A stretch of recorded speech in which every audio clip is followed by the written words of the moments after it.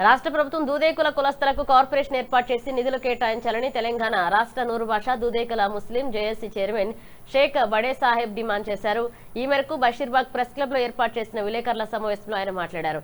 గత ప్రభుత్వం కోకాపేటలో ఇచ్చిన 2 ఎకరాల స్థలంలో దూదేకుల కులస్తులకు భవనం నిర్మించాలన్నారు.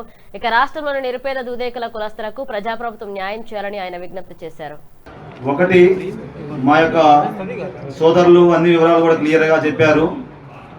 ఈ యొక్క రాష్ట్రంలో ముస్లింలు అంతర్భాగంగా ఉన్న మేము ఏ రకంగా వెనకబడది, స్వాతంత్రం వచ్చిన తర్వాత ఈనాటి వరకు కూడా మా యొక్క కుల తరపున ఒక్క ప్రజాప్రతినిధి, అది శాసనసభలో కానీ శాసన మండలి సభ్యుల్లో కూడా ఏ ఒక్క ఇది కూడా మా కమ్యూనిటీ నుంచి కాలేదు.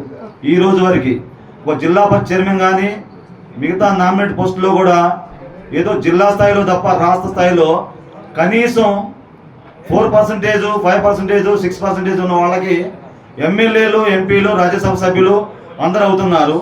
మేము ఈనాడు మన తీసిన లెక్కల్లో భాగంగా మాది బీసీ ముస్లింలు 10.5 అని చెప్పేసి మన యొక్క గవర్నమెంట్ ఈనాటి ప్రభుత్వమే మాకు ఇచ్చింది. అంటే మా యొక్క పద్ధతి ప్రకారంగా ఈనాడు 10% ఉన్న మాకు ఈ యొక్క రాజ్యాధికారంలో మాకు వాటా ఎంత వస్తుందో మీ యొక్క ఎలక్ట్రానిక్ మీడియా సోదరులు మిత్రులందరూ కూడా ఈ యొక్క నినాదాన్ని, ఈ యొక్క వార్తల్ని మా కులం తరపున ఈనాడున్న ప్రభుత్వం దృష్టికి తీసుకెళ్లే బాధ్యతగా మిమ్మల్ని అందరినీ విజ్ఞప్తి చేస్తున్నాం.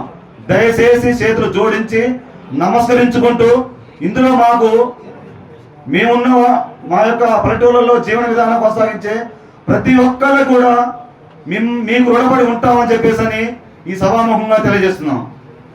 సార్, మీకు ఒకటి, స్వాతంత్రం వచ్చిన తర్వాత కూడా ఈ రోజుకి లేము అంటే కారణం ఈనాడున్న రాజకీయాలలో